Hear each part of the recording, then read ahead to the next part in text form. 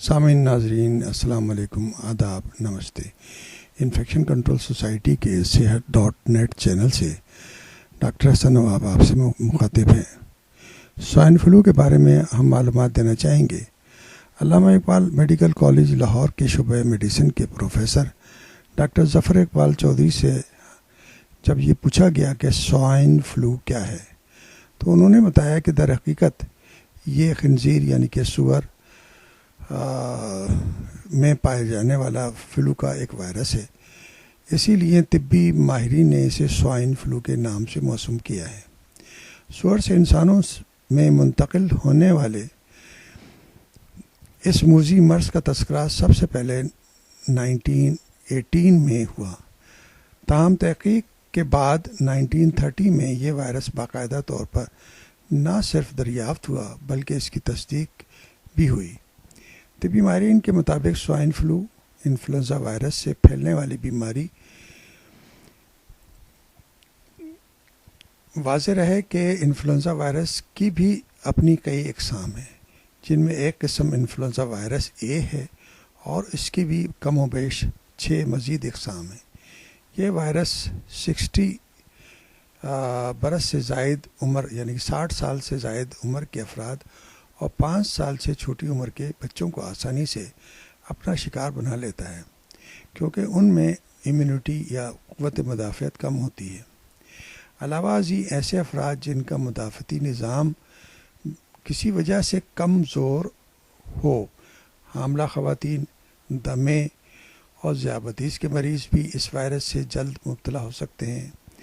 جہاں تک اس وائرس کے پھیلنے کا تعلق ہے تو مریض کے لعاب یعنی تھوک، بلغم، ڈراپلیٹس یعنی مریض کے چھینکنے اور کھانسے کے دوران منہ سے تھوک کے جو ذرے ہوا میں اڑتے ہیں وہ کسی دوسرے فرد کے منہ اور ناک میں چلے جائیں کے ذریعے دوسرا فرد بھی اس بیماری کی لپیٹ میں آ جاتا ہے۔ جبکہ اگر کسی صحت مند فرد کا ہاتھ کسی ایسی جگہ چھو جائے جہاں یہ وائرس پہلے سے موجود ہو تو بھی وائرس منتقل ہو سکتا ہے۔ مرض کی علامات کے حوالے سے ڈاکٹر ظفر اقبال چودھری نے بتایا کہ چونکہ یہ ایک قسم کا نزلہ ہے اس لیے ناک سے پانی بہنا اور اس کی سب سے پہلی علامت ہے۔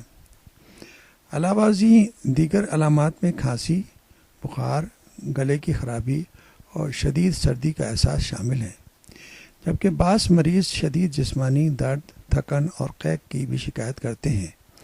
جہاں تک اس وائرس کی تشخیص یعنی ڈائگنوسس کا تعلق ہے، احتیاطی اس کے لیے ضروری ہے کہ ہم اگر ماہر معالج مریض کی علامات ہی سے اندازہ لگا سکتا ہے، تاہم اس کی مکمل تشخیص ڈائگنوسس مخصوص لیبارٹریز اور ٹیسٹ کے ذریعے ممکن ہے۔ عام طور پر ناک کی رطوبت یا بعض کیسے میں گلے سے سیمپل لے کر مختلف ٹیسٹ کیے جاتے ہیں، مثلا rapid influenza diagnostic test, direct flu antibody test اور اس direct flu recipient antibody وغیرہ شامل ہیں۔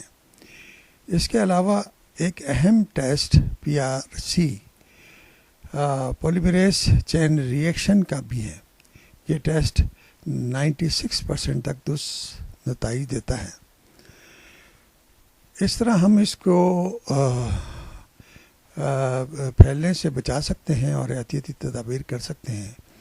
ہر فرد کو چاہیے کہ مرض جو موسم کے حساب سے جو مرض پھیل رہے ہوں ان کے متعلق معلومات حاصل کر کے اپنے آپ کو، اپنی فیملی کو، اپنے گھر والوں کو بیماریوں سے بچائیں، کیونکہ علاج معالجے کے مسائل بہت زیادہ بڑھتے جا رہے ہیں اور علاج مہنگا بھی ہوتا جا رہا ہے، جس کی وجہ سے پریشانیاں بھی بڑھ جاتی ہیں اور پیسہ بھی خاصا ضائع ہو جاتا ہے۔